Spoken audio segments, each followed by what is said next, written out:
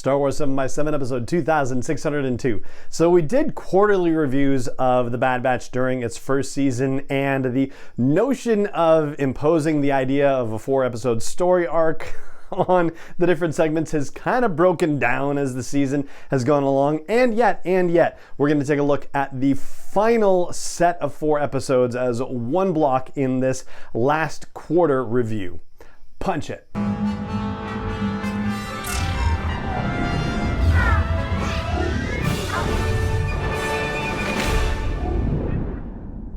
Hey Rebel Rouser, I'm Alan Voivod and this is Star Wars 7x7, your daily dose of Star Wars joy, and thank you so much for joining me for it.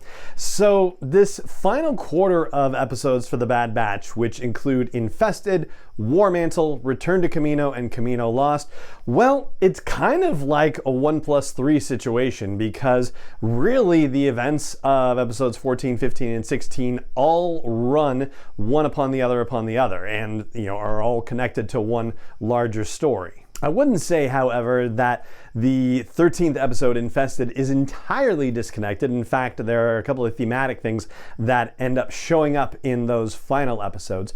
In particular, I'm thinking about the fact that we have that mob boss who takes over Sid's territory, and even at the end of the whole situation, Omega checks to see if he's okay and is actually kind to him after everything that's happened. Hunter wants to know why, and there's that, crazy little creature Ruby, who Omega says, well, Ruby liked him, so maybe he's not all bad.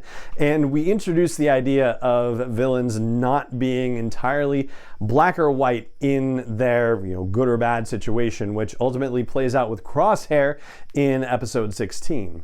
And as we just discussed a couple of episodes ago, Crosshair is siding with the Empire, but he is still capable of good actions, like when he saves Omega. And by the way, I'll state the obvious and say that allies Omega with the likes of Luke Skywalker, who famously pointed out that there was good in Darth Vader / Anakin Skywalker still, and that he could feel it. And that is how Omega is approaching people like that crime boss guy and Crosshair. And I keep not naming the crime boss because I remembered it started with an R, and as I've been recording, I've been like, oh, what's that guy's name? So I just went and checked. Roland Durand. And speaking of Roland, actually, there have been a number of guest characters on The Bad Batch this season who are brand new characters, but also some characters recurring from the Clone Wars and from Star Wars Rebels. And, I've seen discussion back and forth about whether, is it too cameo heavy? Is it okay or whatever? My own take is that I've been pretty okay with it, and yeah, maybe they didn't have to go to Ryloth, but my heart thrills over young Hera, and so I'm not gonna have a problem with that at all. I am glad though that the final 4 episodes pretty much stay within the Bad Batch universe, and I think the appearance of Gregor is a deep enough cut that it's not distracting for most Star Wars viewership. It's kind of like what they talk about a lot with the High Republic, and about how if you're not consuming all of the stories in all media, then that's okay, as long as you're following along in, say, the adult novel, you're getting the main story, and yes, there are elements that you might get that might enhance your appreciation of the novel if you're reading these other things, but that's okay if you're not. And I feel like if you're not that deeply versed in the Clone Wars or Rebels, then the appearance of Gregor, that's okay. Like, you still get a complete and cohesive story if you're not familiar with his character, but if you are, then yes, it adds that extra little zing. But if there were an overarching theme for these final episodes, I would say that loyalty is probably a key word among those concepts. And I might have said purpose as well, but really purpose is kind of discussed over the entirety of the season of The Bad Batch.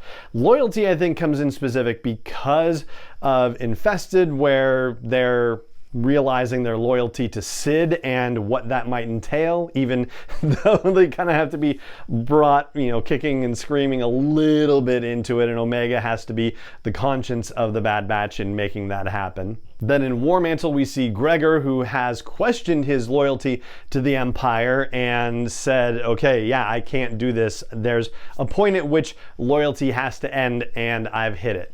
Then, episode 15, Return to Kamino, you have the demonstrated loyalty of the Bad Batch to their leader Hunter and going to rescue him, knowing that they must be heading into a trap and there's no stopping them regardless.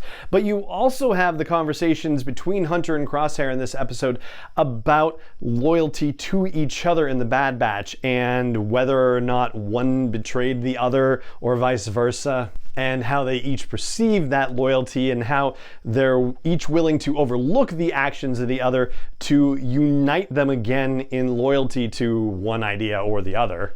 And the final episode, Kamino Lost, definitely reflects on the notion of loyalty and allegiance and what you commit yourself to and what the cost of that is interpersonally. And like I mentioned in yesterday's episode, I think the destruction of Kamino by the Empire is going to be a loyalty test of sorts to all the clones who are still out there, because they're going to have to decide at some point whether they're still going to support the Empire come heck or high water. And the destruction of Kamino may well be the breaking point in that regard, to just completely mixed metaphors, but that's basically what I think the overarching theme would be for these final 4 episodes, if it isn't actually one cohesive story arc per se. And yeah, again, that was hoping that there might be a well-organized situation upon which you could impose that structure and evaluation, but certainly didn't turn out that way for season 1 of the Bad Batch, and that's okay. Again, that's just an expectation that developed out of the Clone Wars and the way that they approached season 7 of the Clone Wars. It certainly doesn't mean that they had to do it that way with the Bad Batch at all whatsoever. And we still have more things to talk about regarding the season as a whole, which we will get to for sure, but I think we've got enough probably here for today's episode of the show, and so we'll call it a day right here. And it just remains for me to say thank you so much for joining me for it as always, and may the Force be with you wherever in the world you may be. 7x7 is not endorsed or sponsored yet by Lucasfilm Limited, Disney, or 20th Century Fox, and is intended for entertainment and information purposes only. Star Wars, the Star Wars logo, all names and pictures of Star Wars characters, vehicles, and any other Star Wars related items are registered trademarks and/or copyrights of Lucasfilm Limited, or their respective trademark and copyright holders. May the Force be with them. All original content is copyright 2021 by Star Wars 7x7. We hope you love it.